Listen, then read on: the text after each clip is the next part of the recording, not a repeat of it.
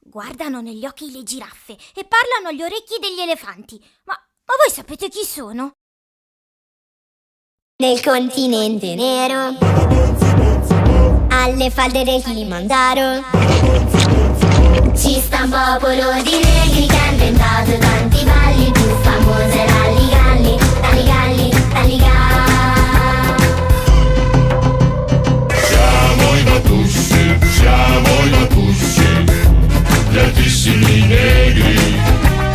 Ogni tre passi, facciamo 6 metri.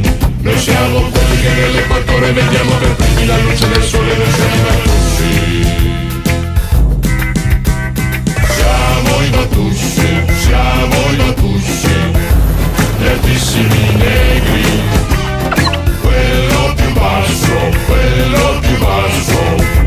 è alto 2 metri. Qui ci scambiamo l'amore profondo, dandoci i baci più alti del mondo. Siamo i Batussi. Alle giraffe guarda negli occhi, agli elefanti parla nelle orecchie. Se non credete venite qua giù, venite qua giù. Siamo i Batussi, siamo i Batussi, gli altissimi negri. Ogni tre passi,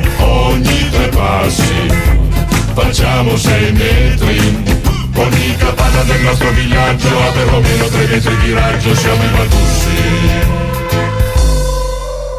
Nel continente nero, alle falde del Kilimangiaro, ci sta un popolo di negri che ha inventato tanti balli. Il più famoso è l'Alligalli, l'Alligalli, l'Alligalli.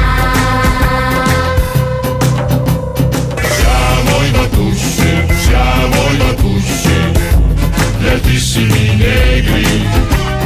Quello più basso, è alto 2 metri. Qui ci scambiamo l'amore profondo, dandoci i baci più alti del mondo. Siamo i Batussi. Ogni capanna del nostro villaggio ha perlomeno 3 metri di raggio. Siamo i Batussi. Noi siamo quelli che nell'equatore vediamo per primi la luce del sole. Noi siamo i Batussi. Ma quanto sono alti questi Batussi?